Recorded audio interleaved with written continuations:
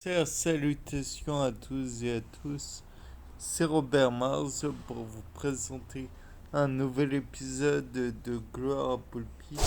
Donc, dans le cas présent, comme vous voyez, toujours une partie du terrain ou du jardin plutôt qui est, disons, caillouteux et une partie à l'opposé qui ne l'est pas en fait.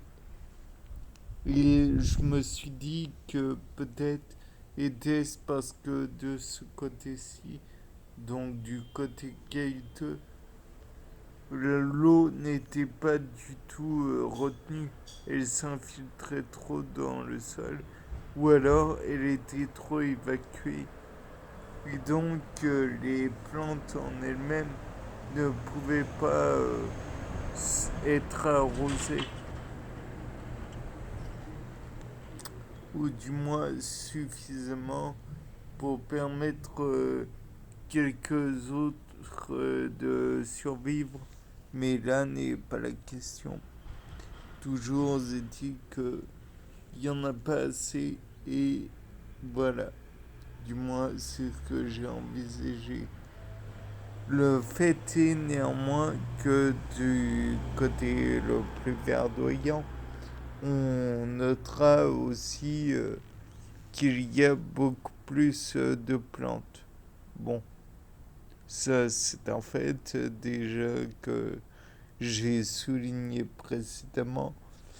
Euh, de plus, on pourra remarquer néanmoins que dans le côté où il n'y a pas de beaucoup de plantes, il n'y a pas de plantes xérophytes qui, comme je vous le rappelle, peut-être, peut-être pas, sont des plantes qui supportent la déshydratation.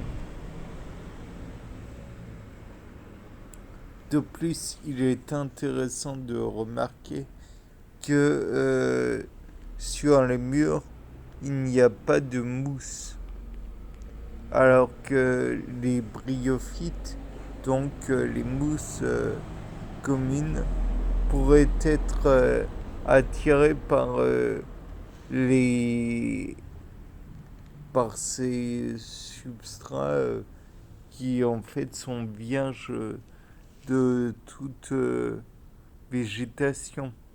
Peut-être est-ce que sur ces milieux, il y a de la concurrence ou des prédateurs végétaux. Je ne sais pas, franchement, c'est une question que je me pose, mais bon, dans tous les cas de figure, c'était Robert Mars pour un nouveau Gloire à Poulpi. Au revoir.